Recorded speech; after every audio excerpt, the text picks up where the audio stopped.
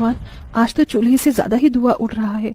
बबीता दीदी, चाय बन गई था, मुझे भूख लगी है। हाँ पूजा, चाय बन गई, बस मैं अभी देती हूँ। बबीता चारों बहनों को चाय देती है।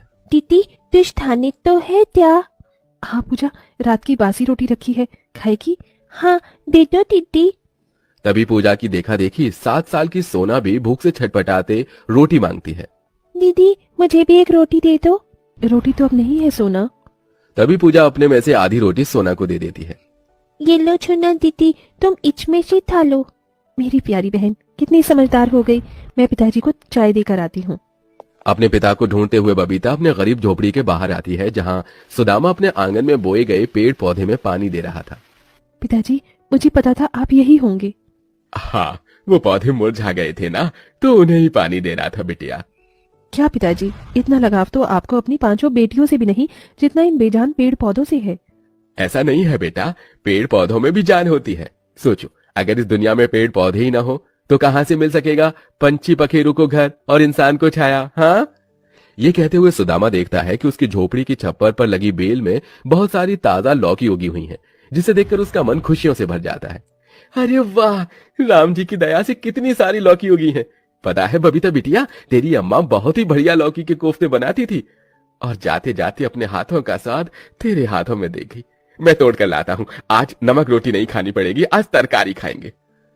इस दुनिया की कैसी बदहाली है, जहां एक अमीर करोड़ों कमाने के बाद भी सारी जिंदगी और कमाने की होड़ में रहता है, वहीं गरीब की आरजू तो बस इतनी सी होती है कि वो परिवार के साथ बैठकर चैन से 2 वक्त की रोटी खा सके। वो लौकी जैसे उस गरीब पिता और उसकी 5 बिन मां की बच्चियों के लिए खुशी भरा सौगात लेकर आई थी, पर किसी को कोई अंदाजा भी नहीं था कि अगले पल चिन क्या घटने वाला था। अरे बबीता बिटिया, धानी बिटिया, यहाँ तो पूरे छप्पर पर लौकी ही लौकी है, कई दिन तक खाएंगे तो भी नहीं सादेगा। बाबा, छप्पर के दूसरे हिस्से पर मत जाना, वो बहुत ही कच्चा है, नीचे आ जाएगा। तभी एकदम से छप्पर टूट जाता है और बेचारा गरीब सुदामा फिसल कर मुंह के बल ऊंचाई से नीचे गिरता है। उसके सिर में बहुत खून बहता है। आ आ आ हे राम, ये क्या कर दिया तूने मेरे साथ? अभी तो मुझे अपनी 5 बच्चियों के लिए जीना था, सुलोचना को छीनकर तेरे जिया को चैन नहीं पड़ा था क्या? मेरे बाद मेरी बच्चियां अनाथ हो जाएंगी। ऐसा मत कहिए पिताजी, आपको कुछ नहीं होगा। 5 अपने पिता को अस्पताल लेकर जाती तो है, मगर समय से इलाज न मिलने के कारण उसकी मौत हो जाती है। एक ही पलछिन में 5 बहनें अनाथ हो जाती हैं। यहाँ तक कि दुख की उस घड़ी में कोई उनकी मदद नहीं करता। सबको बिना खाए 2 दिन गुजर जाते हैं। बबीता, गीतिका, पूजा, धानी और सोना सब भूखी थी। दीदी भूख लगी है, कुछ खाने को दे दो। मुझे भी भूख लगी है दीदी। पर मैं तुम्हें क्या दूं बहनों, एक दाना भी नहीं है घर में। पर उनके लिए इतना ही दुख कम नहीं था कि उस रात तूफान के झोंके से उनका इकलौता आसरा वो झोपड़ी भी टूट जाती है। अब 5 बहनें अनाथ, बेघर, बेसहारा, दर दर भटकते हुए जंगल में आ पहुंचती हैं। दीदी, क्या हम यहाँ रहेंगे? हाँ पूजा, अब से ये जंगल ही हमारा ठिकाना है।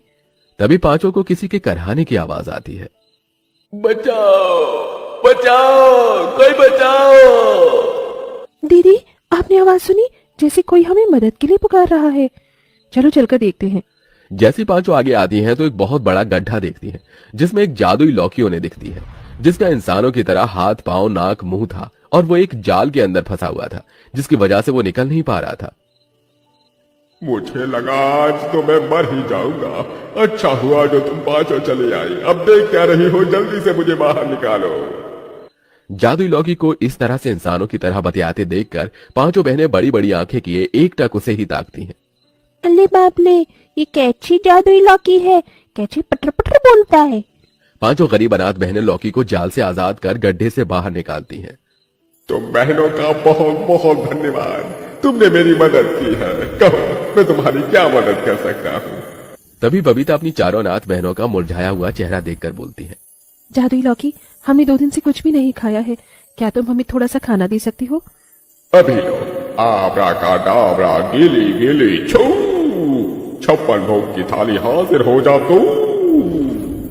जादुई लौकी के ये कहते ही रोशनी के साथ खाने से भरी थाली उनके सामने आ गई। 5 हबड़ हबड़ कर खाने लगती हैं।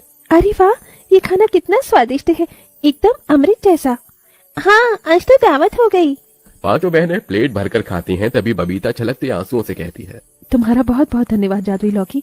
तुम्हारी वजह से आज हम इतना स्वादिष्ट भोजन खा पाए हैं जिसे हमने गरीबी में कभी देखा भी नहीं था। तभी गीतिका अपने मैले कुचैले कपड़ों को निहारते हुए बोली, जादुई लौकी, देखो ना, हम पांचों के कपड़े कितने गंदे हो गए हैं। तुमसे एक गुजारिश है, क्या तुम हमें नए कपड़े दे सकते हो?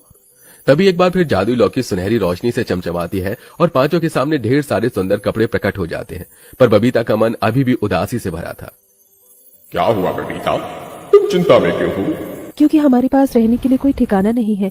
क्या तुम हमें एक घर दे सकते हो? जब मैं हूं तो घर की क्या जरूरत है? ये कहते हुए जादुई लौकी एक बड़ा विशाल लौकी घर बन जाता है। अरे बाप रे, ये लौकी तो बड़ा अनोखा है। खाना मांगो तो खाना देता है, कपड़े मांगो तो कपड़े, और घर भी बन जाता है। पांचों लौकी के घर अंदर आ जाती हैं, जहां वो मीठी नींद सोती हैं। जहां गीतिका, सोना, पूजा और धानी तो सो जाती हैं, मगर बबीता अभी दुविधा में थी। ये जादुई लौकी तो हम बहनों के जीवन में जैसे मसीहा बनकर आया है। काश कि मुझे रोजी रोटी चलाने के लिए कोई काम भी मिल जाता। तभी लौकी घर बोलता है, तुम्हें रोजगार की क्या जरूरत है जब मैं तुम्हें पैसे दे सकता हूं तो? नहीं लौकी घर, तुम हमारी इतनी मदद कर रहे हो तो ये बहुत है। अगर तुम पैसे दे दोगे तो क्या ही मकसद रहेगा हमारे जीवन का। मैं मेहनत करके कमाना चाहती हूँ और मेहनत की रोटी अपनी बहनों को खिलाना चाहती हूँ। बबीता की बात सुन लौकी घर मुस्कुराया और उसने उसे अपना जादू चलाया। बबीता को लौकी घर के बाहर से कुछ टिमटिमाता हुआ दिखता है। अरे ये रोशनी कहाँ से आ रही है? बबीता ने बाहर जाकर देखा तो वहां एक पेड़ था जो लाल लौकियों से भरा चमचमा रहा था। अरे ये लौकियों का पेड़ यहाँ कहाँ से आया? इन्हें मैंने उगाया है, तुम्हें काम की जरूरत थी ना? पर मैंने तो ये बात तुम्हें बताई भी नहीं थी। तभी लौकी घर खुद पर इतराता हुआ मुस्कुराकर बोला, मैं जादुई लौकी हूँ, मन की बातों को भी फट से जान जाता हूँ, और अब से तुम इन जादुई लौकियों से हलवा पकौड़े जो चाहे बनाकर बेचो। तभी डबडबाई आंखों से बबीता ने कहा, एक बार फिर से तुम्हारा बहुत बहुत शुक्रिया जादुई लौकी घर। तुमने एक पिता की तरह छत बनकर मुझे और मेरी बहनों को सहारा दिया है। अब अगले दिन से बबीता, गीतिका और धानी जादुई लौकी का हलवा पकौड़ा भाजी बनाकर बाजार में बेचती। लोग बड़ी चाव से लौकी खाते, जिससे अनाथ बहनों की अच्छी कमाई होती। सब कुछ खुशहाल ही चल रहा था कि एक दिन जंगल में एक जादूगर आया। उसके पैरों की धम धम की आहट से लौकी घर डर के मारे मुंह बिचकाकर बिलक बिलक कर रोने लगा। क्या बात है लौकी घर, तुम रो क्यों रहे हो? क्योंकि अब मुझे वो लालची जादूगर ले जाएगा। मैं तो बहनों से अलग नहीं होना चाहता। पर वो जादूगर तुम्हारे पीछे क्यों पड़ा है? क्योंकि वो जादुई लौकी से अपना लालच साधना चाहता है और धनी होना चाहता है। तुम डरो नहीं जादुई लौकी, उस जादूगर को आने दो तो। थोड़ी देर में जादूगर अनाथ बहनों के जादुई लौकी के घर के पास आ धमकता है। सुनो लड़कियों, क्या तुमने इस जंगल में किसी अजीब सी लौकी को देखा है? नहीं तो, हमने किसी लौकी को नहीं देखा। तभी जादूगर की नजर लौकी घर पर पड़ जाती है। ये घर तो लौकी के समान लगता है। तुम पांचों ने ये घर कैसे बनाया? कुछ दिन पहले इस जंगल में एक तपस्वी बाबा आए थे।